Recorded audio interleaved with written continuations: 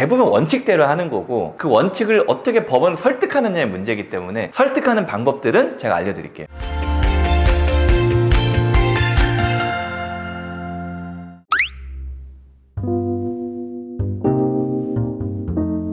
안녕하세요. 회생의 고수, 회생 잘 아는 김민성 변호사입니다. 오늘은 개인회생 변제금 줄이는 방법에 대해서 말씀을 드릴 거고요. 사실은 변제금이 개인회생 신청하시는 우리 의뢰인들한테 제일 중요한 거잖아요. 줄이는 방법 있습니까? 있어요. 있는데 방송에서 모든 노하우들을 알려드릴 수는 없잖아요. 왜냐면 이게 꼼수들을 좀 써야 되기 때문에 공개 가능한 부분에서만 좀 설명을 드리고, 대부분 원칙대로 하는 거고, 그 원칙을 어떻게 법원을 설득하느냐의 문제이기 때문에 설득하는 방법들은 제가 알려드릴게요. 이전 시간에 제가 개인회생 어떻게 변제금 계산하는지 알려드렸고, 계산 방법은 되게 간단합니다. 월 평균 소득, 그게 이제 뭐 월급쟁이든 아니면은 뭐 사업소득자건 월 평균 소득을 구하고 생계비를 빼요. 최저 생계비 내 거 하나 빼고, 그 다음에 자식이나 뭐 이렇게 미성년 자녀가 있다거나 빼고, 추가로 뭐 월세 뭐 이런 거 뭐 병원비 빼고, 기타로 내가 인정받을 수 있는 게 있으면 그것도 빼고, 그게 이제 가용소득, 내 월 갚아야 되는 변제금으로 계산이 되고, 24개월에서 60개월까지, 보통은 36개월인데 어쨌든 간에 내 변제 기간만큼 이걸 곱하면 총 변제액이 내 재산보다는 많아야 된다 그랬어요. 그러면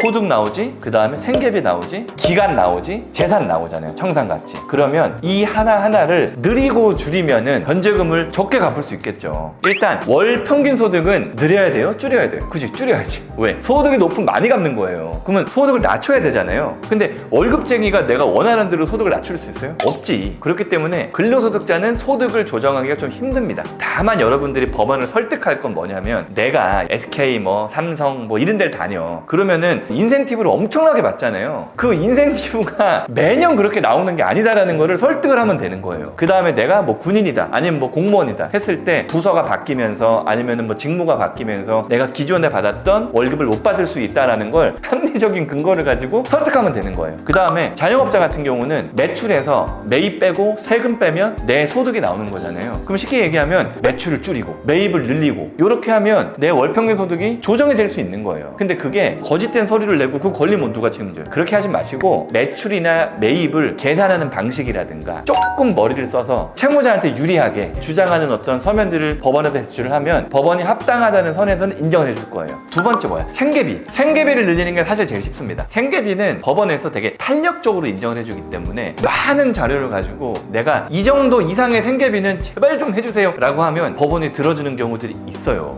내가 애를 키우는데 내 소득이 좀 적어가지고 마누라한테 부양가족을 다 하게 한다. 그런 경우 내가 이 애들을 온전히 내 부양가족으로 다 100% 내가 받아야 되는 이유들을 소명을 잘 하면은 법원에서 오케이 하거든요. 그 다음에 병원비도 내가 그냥 아픈데요 뭐 이러는 게 말이 안 되잖아요. 병원비 같은 경우도 내가 꾸준하게 치료를 받아야 되고, 어떤 말씀인지 아시겠죠? 이 회생에서는 30% 정도 변제율이면 그냥 오케이 하는 편이거든요. 서울회생법원의 중위 변제율이 33점 몇 %였기 때문에 사실은 전국에 있는 모든 회생법원에서 30% 정도면 오케이 아마 할 거예요. 그 정도 변제율을 훼손하지 않는 선에서는 내가 주장할 수 있는 모든 생계비에 대한 주장들을 사실은 대리인 사무실에서 협조를 해주시는 게 맞아요. 그러면 기간 가용소득이 나오면 기간에 대해서는 어떻게 얘기할 수 있냐면, 쉽게 얘기해서 내가 3,600을 갚아야 되는데 100만 원씩 36개월 갚는 건 좀 부담돼. 그러면 판사님 60개월 갚으면 어때요? 내 마음대로 정할 수 있는 건 아니지만 만약에라도 가능하다면 기존에 있던 추가 생계비에서 인정해주지 않는 항목을 최대한 인정받고 월 생계비를 줄인 다음에 내가 총 변제액은 고정시켜 놓겠다 라고 하면, 이거 안 받아줄 판사님은 없을 거예요. 총 변제액이 줄어들진 않겠지만 매월 납입하는 변제금을 줄이는 효과는 있기 때문에 변제 기간을 늘리고 줄이고를 위해서는 추가 생계비를 인정받고 안 받고 이런 게 좀 이제 조정이 필요하단 말이에요. 그 다음에 재산 같은 경우는 사실은 내가 늘리고 줄일 수 있는 건 아니에요. 개인회생 하기 전에 내가 가진 재산 싹 다 팔아가지고 그 0으로 만들면 총상가치 0이겠네요? 되겠어요 그게? 안 되지. 법원에서 제일 중요하게 보는 게 사실은 세금이랑 여러분들 재산이란 말이에요. 왜? 청산가치 이상은 무조건 갚아주는 게 법원의 개인회생의 대원칙이기 때문에 청산가치 되게 예민하게 봅니다. 청산가치 중에서 가장 여러분들이 좀 큰 금액을 인정받을 수 있는 거는 임대차 보증금에 대한 면제 처리거든요. 그래서 만약에라도 회생 신청하시는 분이 내가 집이 있어, 그냥 그냥 싸게라도 후딱 파신 다음에 임대차 보증금으로 넣고 회생 신청하면 좀 티가 나더라도 이거를 인정 안 해주는 법원은 사실 거의 없습니다. 그래가지고 저희도 애매한 집 뭐 그냥 뭐 5억짜리 있는데 대출이 한 4억 있고 이거 갚기도 힘들고 하면은 빨리 판 다음에 그거 그냥 임대차 보증금으로 전월세 보증금으로 넣으시고 그러면은 이제 청산가치가 좀 덜 잡히니까 그렇게 해가지고 변제금을 좀 다운시켜 보세요. 이렇게 얘기하는 경우들도 있어요. 그 다음에 여러분들이 가지고 있는 어떤 자동차라든가 땅이라든가 아파트라든가 이런 것들이 얼마의 가치가 있는지는 내가 주장하기 나름이거든요. 여러분들이 가지고 있는 재산의 청산 가치를 낮추려는 노력을 최대한 한번 해보셔야 되는 거예요.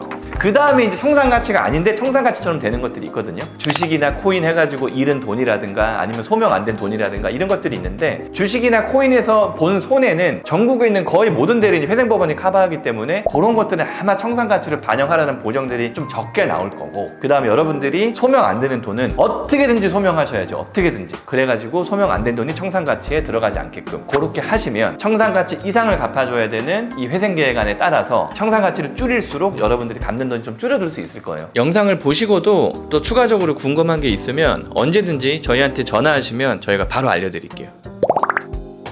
정리 한번 해볼게요. 월 평균 급여 이거 만지기 되게 힘든데 만질 수 있는 가능성이 있다? 그럼 급여 낮추세요. 괜히 뭐 투잡하고 이러지 마시고 낮추세요. 그 다음에 생계비는 주장 가능한 모든 것들을 주장하세요. 부양가족도 주장하고 추가 생계비 월세도 주장하고 애기 학원비도 주장하고 다 해보세요. 아니 까이면 어쩔 수 없죠. 근데 해보고 까이면 억울하진 않는데 뭐 안 하고 하면 좀 그렇잖아요. 그 다음에 기간도 여러분들이 빨리 끝내고 싶으신 분이 있다면 뭐 상관없는데 만약에 내가 생계비가 좀 모자르다 하면은 추가 생계비 주장하시면서 그 다음에 기간을 쭉 늘려보세요. 그러면 보통 법원은 다 해줍니다. 총 변제액만 동일하다면. 그 다음에 재산 같은 경우도 내가 청산가치에 반영돼야 되는 것들에 대해서 시세는 훨씬 더 싸다. 이거 집중적으로 주장해 보시고 그 다음에 1억짜리 5천만 원짜리 집 갖고 계시면 후딱 팔아가지고 그냥 전월세 보증금으로 넣으시고 솔직히 얘기해서 그게 나아요. 아니면은 뭐 청산가치가 아닌데 청산가치처럼 반영되는 것들에 대해서는 최대한 소명하고 뭐 주식 도박 같은 경우는 뭐 한국도박치유원, 반성문, 신용위원회 교육도 들으시고 최대한 반성문 써서 불쌍하게 하시면 그러면 좀 빼주고 이런 식으로 여러분들이 채무가 너무 부담돼가지고 개인회생을 신청하셨으니까 적게 갚는 걸 최대한 노력해 보시고 그게 대리인이 돈 받고 하는 일이에요. 저희는 돈 받고 열심히 일하겠습니다. 감사합니다.